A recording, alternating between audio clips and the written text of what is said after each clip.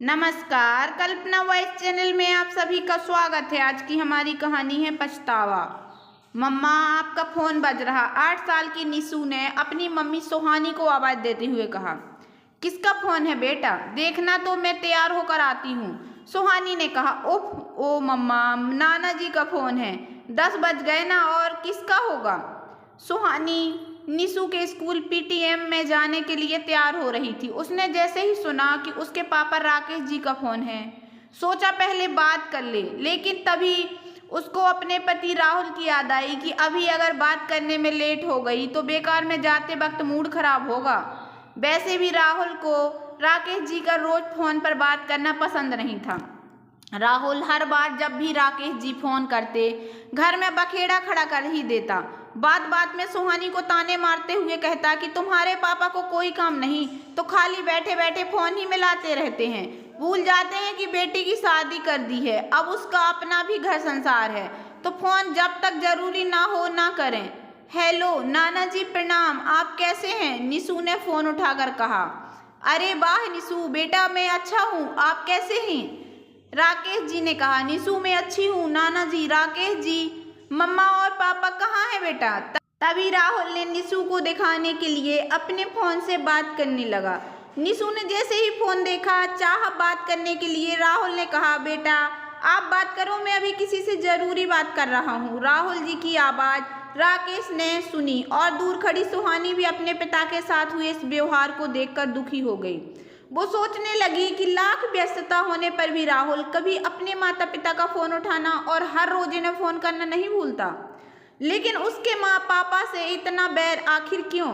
तभी निशु ने कहा, नाना जी, मम्मा रेडी हो रही है, आज मेरे स्कूल पीटीएम में जाना है और पापा किसी से फोन पर बात कर रहे हैं। राकेश जी, अच्छा बेटा, मम्मा को कहना कि नाना जी का फोन था, जब भी फ्री हो बात कर ले। निशु, ओके नाना जी, प्रणाम। तभी राहुल ने आवाज लगाई, सुहानी चलो जल्दी, लेट हो जाएंगे। तभी निशु ने कहा, मम्मा नाना जी को आपसे बात करनी थी, बोला फोन करने के लिए। जैसे ही सुहानी ने हाथ में फोन लिया, राहुल ने तुरंत कहा, अब बाप बेटी पंचायत मत करने बैठ जाना, समझी? चलो जल्दी। अब सुहानी नहीं चाहती थी कि निशु के सामने कोई तमाशा हो, इसलिए उसने गुस्सा दबाते हुए कहा, बात नहीं करनी, जा रही हूँ, फोन पर्स में रख रही हूँ। बोलो तो यहीं घर में रख दूं? राहुल, हाँ रख दो, वैसे भी कौन सा तुमको कोई जरूरी फोन आने वाला है ऑफिस का। सुहानी ने गुस्से में फोन घर में ही रख दिया। स्कूल जाकर पीटीएम अटेंड किया, तभी राहुल के फोन पर उसके दोस्त मोहित का फोन आया, तो कहा, यार यही बगल में आया है तो घर भी आजा, काफी दिन हो गए मिले हुए। और राहुल अपने दोस्त के घर सबको लेकर चला गया। लेकिन आज सुहानी का मन कहीं नहीं लग रहा था, न चाहते हुए भी उसे बेचैनी हो रही थी, रोने का मन हो रहा था। इधर राहुल पर लगातार फोन आया जा रहा था, तो मोहित ने कहा, यार किसका फोन है, उठा तो सही, हो सकता है कोई जरूरी काम हो। राहुल ने फोन साइलेंट करते हुए हंसते हुए कहा, अरे यार तू तो जानता है, कुछ लोगों का काम होता है बस फोन करके परेशान करने का, मेरा मतलब कस्टमर केयर वाले हैं। और इतना सुनते मोहित और राहुल ठहाके लगाकर हंस पड़े। शाम को जब सुहानी घर पहुंची तो देखा उसके फोन पर उसके पापा, भाई और माँ के 20 मिस कॉल थे। तभी पीछे से राहुल ने कहा कि तुम्हारे घर वालों को जरा भी दिमाग नहीं कि किसी को लगातार फोन ना करें, जब किसी को समय होगा तो खुद ही फोन करेगा। आज सुहानी ने जवाब देने की बजाय पहले अपना फोन उठाकर कमरे में जाकर अपने पापा को फोन किया और जैसे ही कहा, हेलो पापा, तभी उसे पीछे से अपनी माँ के रोने की आवाज आई। पापा आप बोल क्यों नहीं रहे? और माँ रो क्यों रही है, क्या हुआ?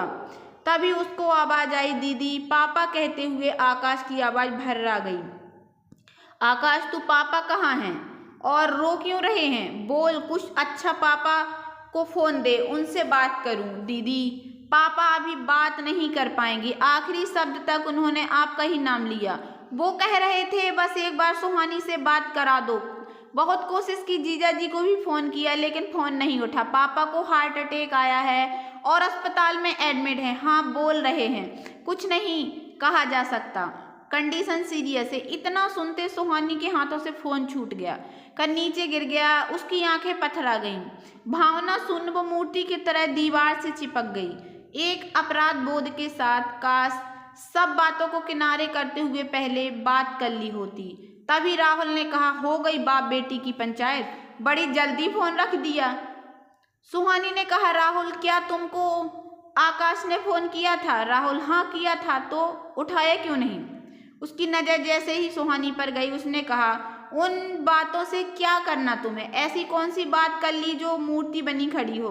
कहीं मेरी चुगली तो नहीं कर दी तुम्हारे पापा ने?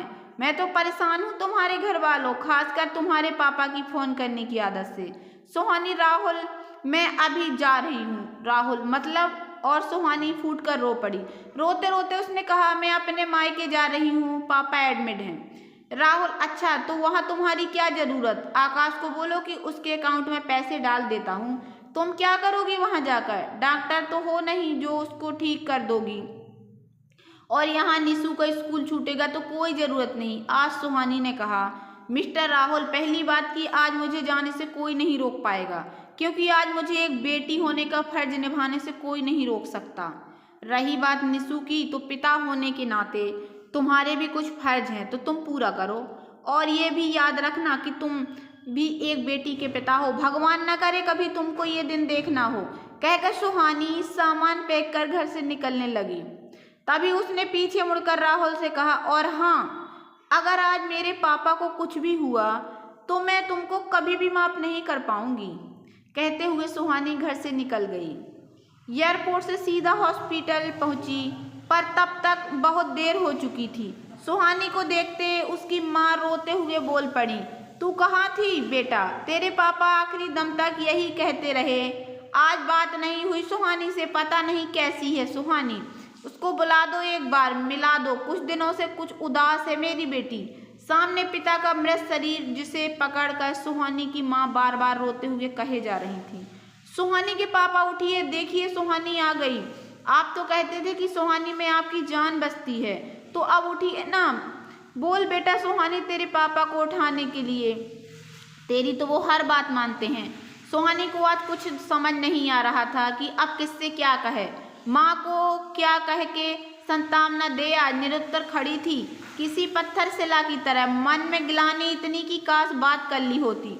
हॉस्पिटल की सीढ़ियों पे जा बैठी सुहानी समझ नहीं पा रही थी कि क्या करे। उसकी आंखों के आंसू जैसे सूख गए थे। तभी उसके पीठ पे किसी ने हाथ रखा। सुहानी ने पलट के देखा तो राहुल ने जैसे ही सुहानी से बोला, मुझे माफ़ कर दो, मैं एक बेटी का पिता होके भी तुम्हारे जज्बात नहीं समझ सका। राहुल को देखते ही सुहानी को बीती सभी बातें याद आ गईं कि कैसे कभी भी राहुल ने उसके पापा के साथ अच्छा व्यवहार नहीं किया।